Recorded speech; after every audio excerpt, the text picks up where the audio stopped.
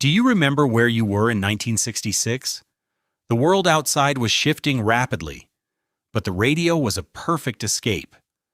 Behind those beautiful melodies, though, was a lot of hidden chaos. Later in this countdown, you will discover how a quiet teenager accidentally wrote the sweatiest rock anthem of the decade, without ever stepping into a recording booth. These are not just old records, they are pieces of our youth, born from broken hearts and quiet studio rebellions. Today we are counting down 10 unforgettable hit songs from 1966. Do you remember them all? Before we start today's musical journey, don't forget to have a glass of water with you. Take good care of yourself. Your health always comes first. Number 10. I Am a Believer by the Monkees. Saw her face. Now I'm a believer. Let us start this countdown with a beautiful piece of irony. Imagine being a broke, desperate songwriter pouring your shattered heart into a song, only to have a suit snatch it away and give it to a made-for-TV band. That was Neil Diamond in 1966. He originally wrote this as a bitter take on love, but Hollywood had other plans. The crazy part? The four guys you saw on screen playing this song did not play a single note on the record. Studio executives strictly banned the Monkees from touching the instruments. Instead, they hired the legendary session players known as the Wrecking Crew. Those hired guns transformed Neil's heartbreak into pure sunshine. Driven by that bouncing Vox Continental organ, it absolutely exploded. 7 straight weeks at number 1 on the Billboard Hot 100, selling over 10 million copies. But here is where the story turns. Critics mocked them, calling them a fake, corporate machine. And honestly, you can see why the rock purists were mad. And for someone else, but not for me. But that unfair label sparked a real rebellion. The band fought back, demanding the right to play their own music. This track is unforgettable because it proves something profound. It does not matter if a song is born in a boardroom or played by hired hands. A perfect pop melody will always survive. It saved Neil Diamond from poverty. And decades later, a whole new generation sang it with an animated green ogre. It is a brilliant accident. A plastic product that accidentally grew a real, beating heart. Before we continue, leave a comment and tell me where you're watching from. I have a feeling we're all connected by the songs and memories that have stayed with us through the years. Number 9. Paint It Black by the Rolling Stones. Let us step away from the sunshine for a moment. May of 1966 brought a heavy shadow over the radio waves. You see, Mick Jagger and Keith Richards did not set out to terrify anyone. They actually sketched this out as a standard slow soul track. But then they tried a different perspective. They put themselves in the mind of a man standing at a funeral, completely consumed by the grief of losing his lover. The studio session was going nowhere. That is, until Brian Jones picked up a sitar, an instrument he was barely learning to play, and wove that unsettling melody. But the real heartbeat of this darkness? Bassist Bill Wyman literally laid down on the studio floor, punching the bass pedal of a Hammond B3 organ with his bare fists. He wanted to create a relentless march. I see a line of cars and they are painted black. It worked perfectly. The song shot straight to number 1 on the Billboard Hot 100 and the UK charts.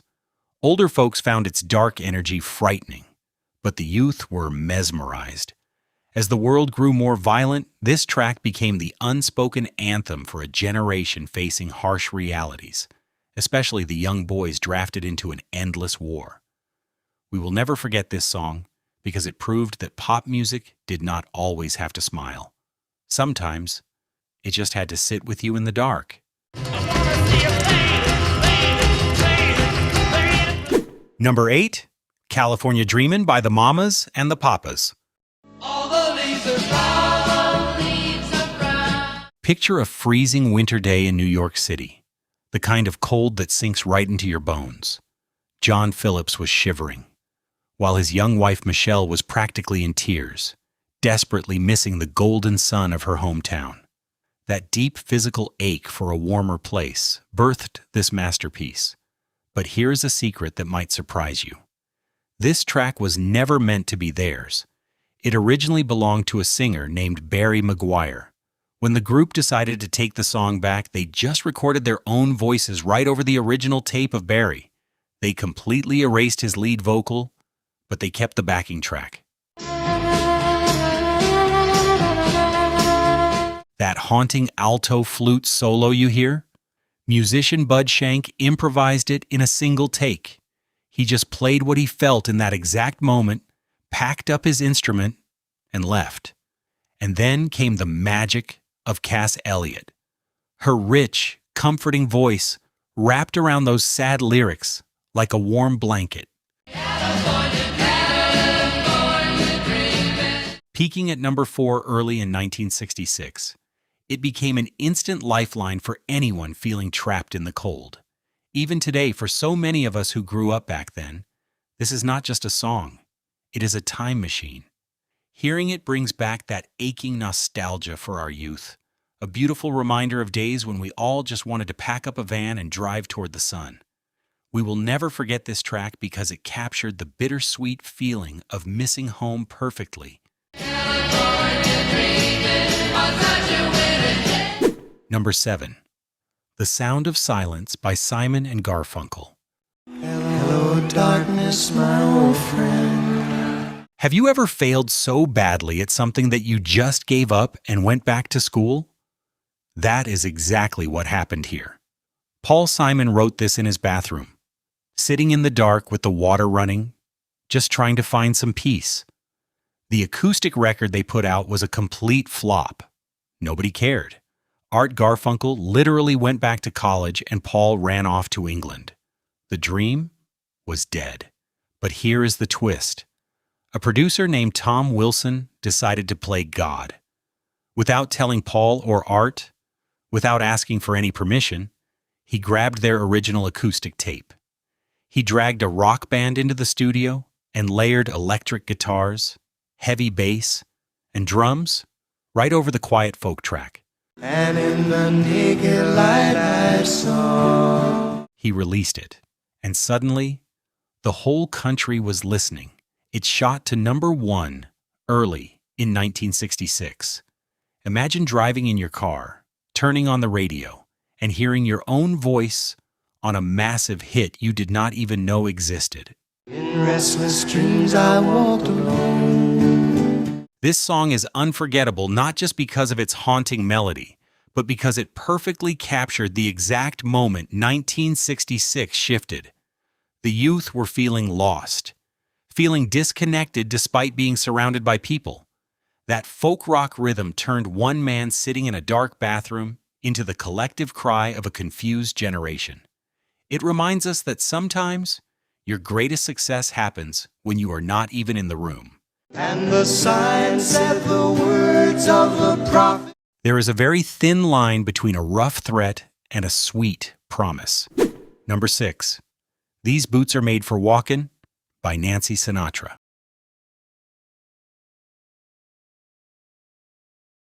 Songwriter Lee Hazelwood actually wanted to sing this himself. He imagined it as the bitter words of an older, hardened man putting a girl in her place. But Nancy stepped in. She told him straight to his face that if a man sang those lyrics, it would just sound mean and ugly. But if a young girl sang it, it becomes something completely different. It becomes a playful, dangerous warning. Getting that exact feeling on record was painful, literally. Listen to that famous descending bass line. Session musician Chuck Berghofer had to slide his fingers down those heavy strings over and over again until his fingers were actually bleeding. He gave his own blood just to create the sound of footsteps you cannot escape. The result was an unstoppable force. It stomped its way to number 1 in the USA and the UK in 1966. And it did something incredible for Nancy. It pulled her completely out of the massive shadow of her father, Frank Sinatra. Women everywhere claimed it as their own declaration of independence. But the strangest part? The soldiers fighting overseas adopted it too. It became an unofficial anthem for the troops, a tough song for a very tough time. It remains unforgettable because it showed us how simply changing the messenger can turn a cruel joke into a legendary display of power. If you're still with me, leave a comment with the number 6. It'll let me know I'm in good company with another fan of 60s music. Number 5. Good Vibrations by the Beach Boys, 1966. We often think of the 1960s as an endless summer party, but some of the brightest sunshine was created in total darkness. It all started with an innocent conversation. Brian Wilson remembered his mother saying that dogs could sense bad energy from people. He wanted to catch that invisible feeling and put it on a record. But chasing a feeling is a dangerous game. Brian spent over $50,000, a massive fortune back then. He dragged exhausted musicians across 6 different studios. He sat alone with scissors, cutting tiny pieces of tape and gluing them together by hand in the middle of the night. And that ghostly wail piercing through the track? That is the electro-theremin, a sound so strange it felt like a cry from another planet. His label thought he had completely lost his mind, but in the fall of 1966, the world heard it. It soared to number 1 on the Billboard Hot 100. I'm picking up vibrations. You see, the real tragedy of this beautiful song is what it cost. Brian traded his own sanity to give us a flawless pocket symphony. He broke his own mind, trying to make our harsh world sound a little sweeter. So the next time this plays on the radio, do not just tap your feet. Take a moment to say thank you to a fragile boy who gave away his peace just to make us feel good. Number 4. Paperback Writer by the Beatles, 1966. By the summer of 1966, the biggest band in the world was completely burned out. They were sick of the screaming crowds. And more importantly, they were sick of writing cute love songs. Paul McCartney wanted to prove he could write a hit about something completely unromantic. So he penned a cynical letter from a starving author, begging a publisher for a job. But the real rebellion happened inside the studio. They wanted this track to sound exactly as frustrated as they felt. Engineer Jeff Emmerich broke every established rule. He took a massive loudspeaker, flipped the wiring inside out, and used it as a giant microphone just to record the bass guitar. The result was a booming, heavy sound that shook the walls. It actually terrified the record executives. But the youth bought every single copy. It easily claimed number 1 on the Billboard Hot 100. And here's the irony. Because they were simply too exhausted to go on television and play it live. They just filmed themselves walking around a garden and sent the tape to the networks. Without even trying, 4 tired guys from Liverpool accidentally invented the modern music video. It is a quiet reminder that sometimes the simple desire to just stay home can accidentally change the world. Number 3. When a Man Loves a Woman by Percy Sledge, 1966. Millions of couples have danced to this track at their weddings. They hold each other close, thinking it is the ultimate celebration of true romance. But they are completely wrong. This is not a song about finding love. It is the agonizing sound of a man watching his entire world walk out the door. Percy's sledge was entirely broken. His girl had just left him to chase a modeling career. Standing on a dimly lit club stage, feeling completely empty, he asked his band for a slow rhythm. He did not have any lyrics prepared. He just closed his eyes and improvised his pain right there in front of the crowd. When they rushed to record it, the magic was so raw that the horn section actually played slightly out of tune. The label executives hated the mistakes and wanted a cleaner cut. But that imperfect, scratchy take captured a human struggle so real that it effortlessly conquered #1 on both the R&B and pop charts. Yet, the real tragedy happened outside the studio. Percy was a naive, grateful young man. To say thank you to his bandmates for giving him the chords that night, he signed away the writing credits. That single act of kindness permanently cost him millions of dollars. He lost his girl, he lost his fortune, but he left humanity with a timeless masterpiece. #2, Reach Out, I Will Be There by Four Tops, 1966.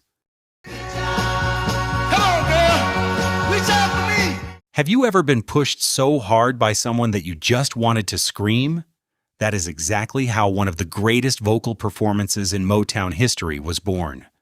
The famous songwriting team Holland, Dozier, Holland had a brutal strategy for this track. They wanted the music to sound like a frantic chase, but to get that desperate, bleeding energy, they intentionally forced lead singer Levi Stubbs to sing completely out of his comfortable range. Now if you feel that you can't go on. They wanted him straining. They wanted him fighting for every single note. In the studio, Levi was absolutely furious. He felt cornered and exhausted. When he belts out those lines, he is not just acting, he is literally shouting in frustration. But what the producers knew, and what Levi did not realize until later, was that his genuine anger sounded exactly like a man desperately begging to save the person he loves. The record buyers felt that raw panic immediately. It dominated #1 in both the USA and the UK. Looking back, it is hard to listen to that cracking voice without getting teary-eyed. Levi gave us a lifeline. He gave us a promise that no matter how dark things get, someone is rushing to catch you.